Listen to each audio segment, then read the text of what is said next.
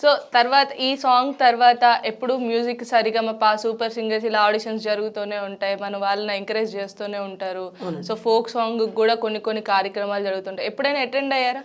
లేదండి, నాకు అంటే వెళ్ళాలని ఇంట్రెస్ట్ ఉండే, కానీ కొంచెం నాకు ఇలా వెళ్ళడం కంటే ఈ మనకు సోషల్ మీడియా అనే ఒక ప్లాట్ఫామ్స్ ఉన్నాయి, సోషల్ మీడియాలో ఉన్నాయి చాలా. సో అలా వైరల్ అయ్యి వెళ్ళడమే బెటర్ అనిపించింది నాకు. నాకు గోలే అది. ఈ ప్లాట్ఫామ్స్ని మనం ఎందుకు యూజ్ చేసుకోవద్దు? ఇప్పుడు కొన్ని ఉంటాయి కదండి, ఇప్పుడు ఎంత టాలెంట్ పర్సన్స్ ఉన్నా ఈ రంగం ఎలా ఉంటుందంటే కొన్ని మనం అది ఇంకా చెప్పడానికి రాదు.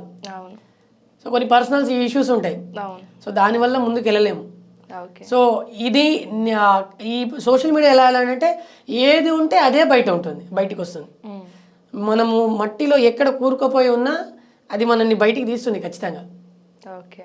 సో ఆ నమ్మకంతో ఇప్పుడు సోషల్ మీడియాలో వైరల్ అవుతున్నాయి నా సాంగ్స్. గట్టిగా నమ్మిన సోషల్ మీడియాని ఈరోజు నన్ను ఈ ఇంటర్వ్యూ దాకా తీసుకొచ్చింది.